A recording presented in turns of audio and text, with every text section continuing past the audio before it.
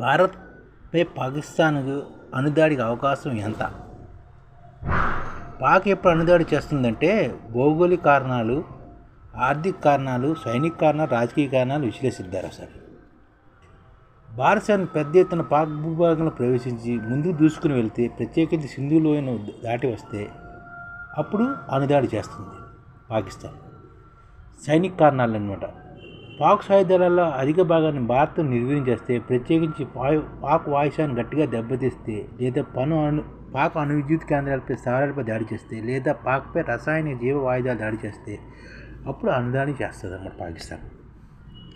Pak నౌకాదళాన్ని దెబ్బతీసి naval blockade 1971 Karachi పోర్టును భారత్ దిగ్బంధం చేసిన తరహాలో, అంటే భారత్ నౌకాదళాన్ని దెబ్బతీసి నేవల్ బ్లాకేడ్ ద్వారా పాక్ ఆర్థిక వ్యవస్థను స్తంభింపజేస్తే, సింధు, జేలం, చెనాబ్ నదుల్లో పాక్ వాటా జలాలను విడుదల చేయకుండా అడ్డుకుని పాక్ను ఆర్థికంగా అతలాకుతం చేస్తే అప్పుడు పాకిస్తాన్ అణుదాడి చేయొచ్చు. అలాగే రాజకీయ కారణాలు చూస్తే, పాక్లో రాజకీయ అస్థిరత కలిగిస్తే, లేదా పాక్లో ఏదైనా ప్రాంతాన్ని ఆ దేశం నుంచి విడగొడితే బంగ్లాదేశ్ మాదిరిగా అప్పుడు పాకిస్తాన్ అణుదాడి చేసే అవకాశం అన్నమాట. అలాగే పాక్పై భారత్ యుద్ధం ప్రకటిస్తే భారత్పై అణుదాడికి పాల్పడుతుందా అనేది ఒక పెద్ద ప్రశ్న. కానీ పాక్ అణు విధానం, న్యూక్లియర్ డాక్ట్రిన్స్ని పరిశీలిస్తే చిన్న కారణాలకే భారత్పై అణ్వస్త్ర ప్రయోగం చేయవచ్చున్నట్టుగా దాన్ని రూపొందినట్టు అనిపిస్తుంది. International institute for strategical studies సమాచారం ప్రకారం 4 రకాల పరిస్థితుల్లో భారత్ అణుదాడి చేయవచ్చని పాక్ అణు విధానం చెబుతుంది. కుడివైపు బాక్స్లో మనం చెప్పినట్టు చర్చించినమాట. దీన్ని బట్టి చూస్తే భారత్పై అణుస్త్ర ప్రయోగానికి పాక్ మరీ పెద్ద కారణం అంటూ అవసరం లేదు. సంప్రదాయ ఆయుధాలతో భారత్ తాను పోటీ పడలేదు కాబట్టి భారత్తో చిన్న ఉద్రిక్తత తలెత్తితే చాలు అణ్వస్త్రాలు ప్రయోగిస్తానని పాక్ బెదిరిస్తూ ఉంటుంది. తాజాగా పాక్ రక్షణ మంత్రి ఖలీజా ఆసిఫ్, రైల్వే శాఖ సహాయ మంత్రి అనిల్ అబ్బాస్ భారత్పై అణ్వస్త్రాలు ప్రయోగిస్తామంటూ దుందుకు ప్రకటన చేశారు. ఇలాంటి ప్రకటన ద్వారా భారత్ తమపై అసలు దాడి చేయకుండా అడ్డుకోవాలన్నది పాక్ ఎత్తుగడ. అయితే పాక్ అనుసరిస్తున్న వ్యూహాన్ని అడ్డుకునేందుకు భారత్ ఒక వ్యూహాత్మకతను రూపొందింది. అదే cold star doctrines. Cold star doctrines అంటే అణ్వస్త్రాలు ప్రయోగించేందుకు తగిన పెద్ద కారణాన్ని పాకిస్తాన్కు కల్పించకుండా తక్కువ సమయంలో సైన్యాన్ని మోహరించి పాక్పై పరిమిత దాడులు చేసి కొన్ని పరిమిత లక్ష్యాలను సాధించడం. పాక్ వద్ద అణ్వస్త్రాలు ఉన్నాయి కాబట్టి పాక్ ఉగ్రవాద చర్యలు పాల్పడిన మనం ఊరుకోవాల్సిందేనా అని పార్లమెంటుపై దాడి తర్వాత భారత వ్యూహకర్తలు ఆలోచించి ఈ డాక్ట్రిన్ స్ట్రాటజీని రూపొందించారు. భారత్పై అణ్వస్త్ర ప్రయోగం చేయాలంటే అంతర్జాతీయ సమాజం ఎలా స్పందిస్తుందో దాన్ని కూడా పాక్ పరిగణనలోకి తీసుకోవాలి. అందువల్ల భారత్ అణుదాడికి తగిన పెద్ద కారణం ఏది చూపే అవకాశం పాక్ ఇవ్వకుండా పాక్పై కొంతమేర దాడులు ఎలా చేయాలి, ఏ ప్రాంతాలు దాడులు చేయాలి అనే అంశాన్ని మనం వ్యూహకర్తలు ఈ కోల్డ్ స్టార్ డాక్ట్రిన్స్ పొందుపరిచారు. అయితే మనం పరిమితి దాడులు భావించిన అంతర్జాతీయ సమాజం వాటిని ఎలా చూస్తుంది? అవి పరిమిత దాడులే కదా అని ఊరుకుంటుందా, లేదా తీవ్రదాలను భావించే పాక్ అణుప్రయోగాన్ని పరోక్షమని తెలుపుతుందా అనేది కీలకం. ఈ విషయంలో భారత దౌత్యవేత్తల పాత్ర చాలా ప్రధానమైనది. భారత్ చేస్తున్న దాడులు ఆత్మరక్షణ కోసం చేస్తున్న పరిమిత ఉదాహరణలేనని ముఖ్య దేశాల వాళ్ళు కన్విన్స్ చేయాల్సి ఉంటుంది. కానీ అందుబాటులో సమాచారం ప్రకారం భారత్ కోల్డ్ స్టార్ డాక్ట్రిన్స్ అనేది కేవలం సైనిక వ్యూహంగానే ఇందులో దోచిపోయిన అంశాల గురించి ఆలోచించలేదు. గతంలో అప్పటి భారత విద్యాశాఖ మంత్రి ప్రతినిధి రవీష్ కుమార్ హైదరాబాద్ పర్యటించినప్పుడు ఈ ప్రతినిధి ఆయన కోల్డ్ స్టార్ డాక్ట్రిన్స్ గురించి ప్రశ్నించగా అది కేవలం సైనిక డాక్ట్రిన్స్ మాత్రమే, విదేశాంగ శాఖ ప్రేమ లేదని సమాధానం ఇచ్చారు. ఈ కోల్డ్ స్టార్ డాక్ట్రిన్స్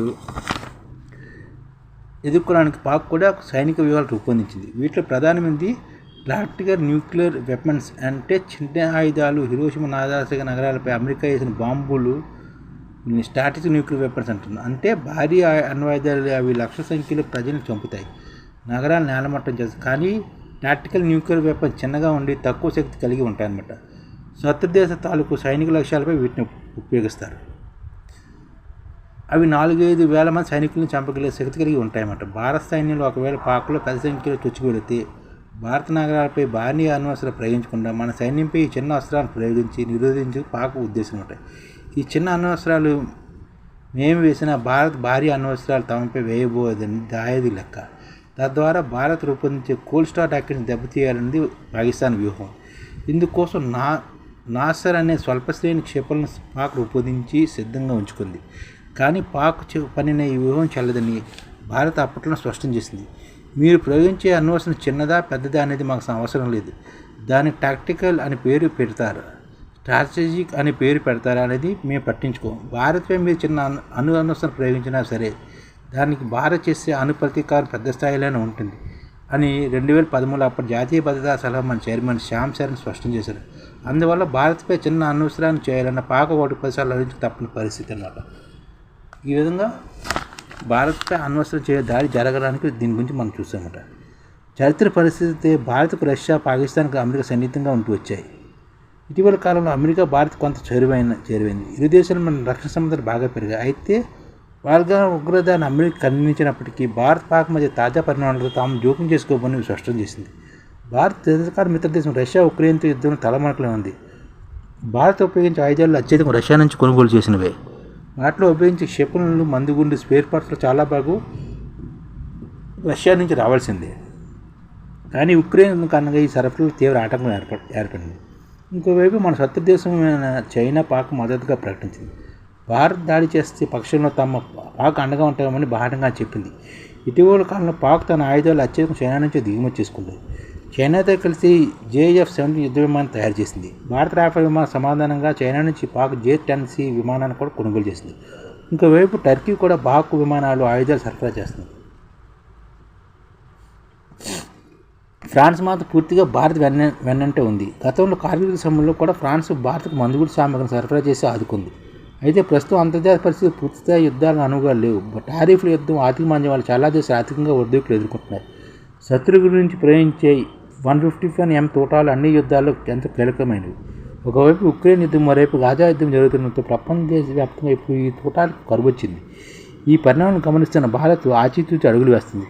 చైనాకు పోటీగా ఆర్థికంగా బలోపేతం కావాలని సూపర్ పవర్గా అర్పించాలని ఆశిస్తున్న భారత్ ఇప్పుడు పాక్తో పూర్తి యుద్ధానికి దిగితే ఆర్థికంగా నష్టపోయే అవకాశం ఉంది. అందువల్ల భారత వ్యూహకర్తలు అన్ని ఆప్షన్లు పరిశీలించి మనకు తక్కువ నష్టం కలిగించే రీతిలో పాక్ ఏ విధంగా బుద్ధి చెప్పాలనే వ్యూహాన్ని రూపొందిస్తున్నారు. ఇది మంచి పద్ధతి అన్నమాట. అన్ని ఆప్షన్లు పరిశీలించి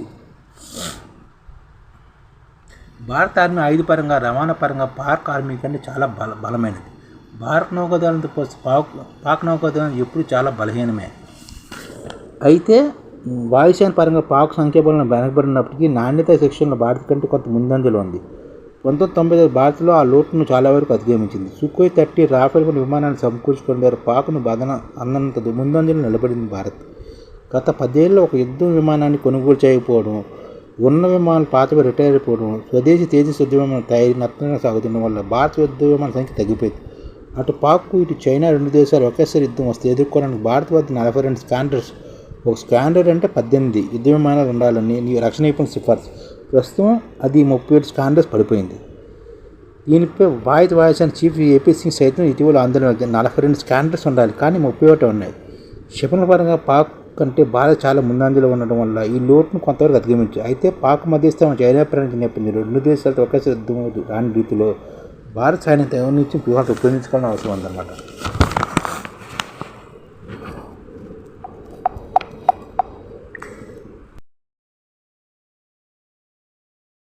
ఈ ఛానల్ ముఖ్య ఉద్దేశం ఏంటంటే మన తెలుగు రాష్ట్రాల్లో 1 కోటి మందికి సంఘటిత రంగాల్లో ఏ విధంగా ఉద్యోగాలు ఇవ్వవచ్చు, కనీస నెల జీతం 30,000 వరకు ఏ విధంగా ఇవ్వవచ్చు, ఏ విధంగా చేస్తే ఉద్యోగాలు సృష్టించబడతాయో వివరిస్తూ ఈ ఛానల్ వీడియోలు వస్తాయి.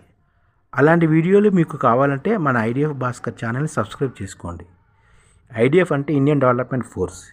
ఈ వీడియోలు చూసిన తర్వాత మీకు నచ్చితే లైక్ చేయండి, మీ ఫ్యామిలీ మెంబర్స్కి షేర్ చేయండి, మరియు మీ ఫ్రెండ్స్కి షేర్ చేయండి. Thank you. నమస్కారం.